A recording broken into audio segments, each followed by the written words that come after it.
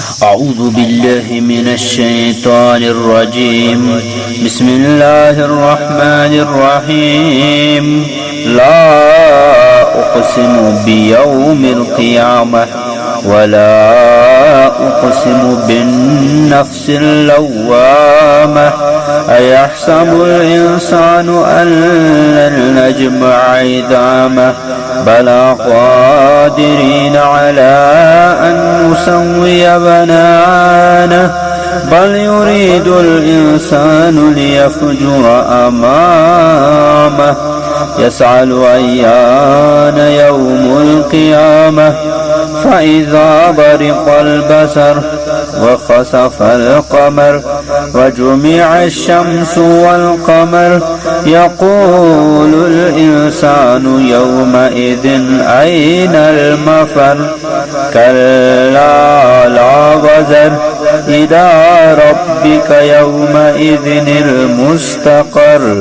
ينبأ الإنسان يومئذ بما قدم وأخر بل الإنسان على نفسه بصيرة ولو ألقى معاذيره.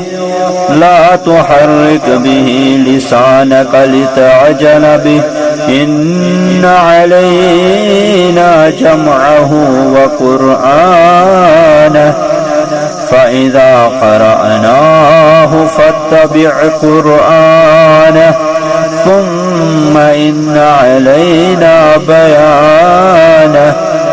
كلا بل تحبون العاجلة وتذرون الآخرة وجوه يومئذ ناظرة إلى ربها ناظرة ووجوه يومئذ باسرة تظن أن يفعل بها فاقرة.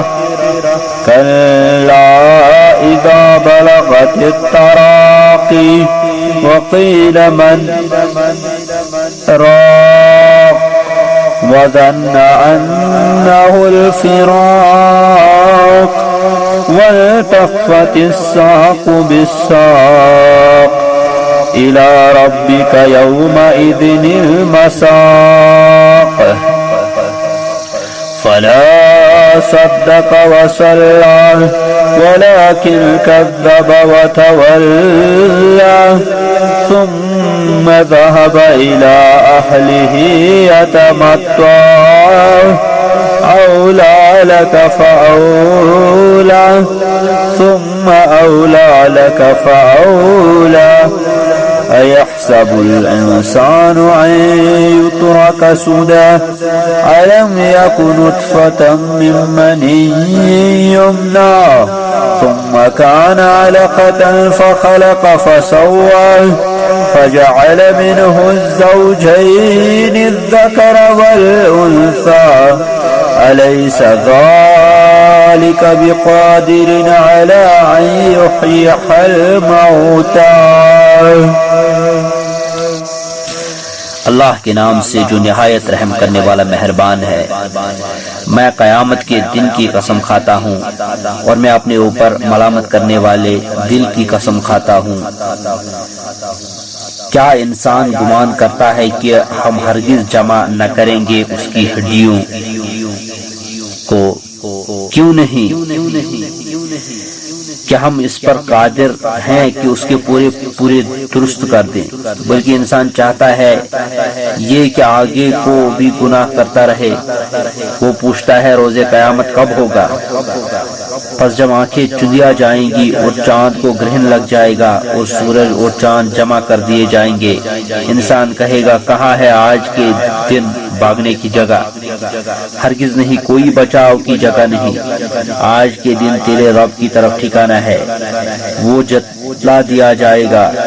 آج کے دن انسان کو وہ اس نے آگے بھیجا ہے اور اس نے پیچھے چھوڑا. بلکہ انسان اپنی جان سے پر باخبر ہے. اگرچہ اپنے عذر ہیلے لاڈلے پیش کرے آپ صلی اللہ علیہ وسلم قرآن کے ساتھ اپنی زبان کو حرکت نہ دیں کہ اس کو جلد یاد کر لیں، بے شک اس کا جمع کرنا اور اس کا پڑھنا آسان کرنا ہمارے ذمہ ہے۔ پس جب ہم اس سے فرشتے کی زبانی پڑھیں گے، آپ اس کی پیروی کیجئے اس کے پڑھنے کی، پھر بے شک اس کا بیان کرنا ہمارے ذمہ ہے۔ ہرگز نہیں بلکہ اے کافرو، تم دنیا کی محبت رکھتے ہو اور آخرت کو چھوڑ دیتے ہو۔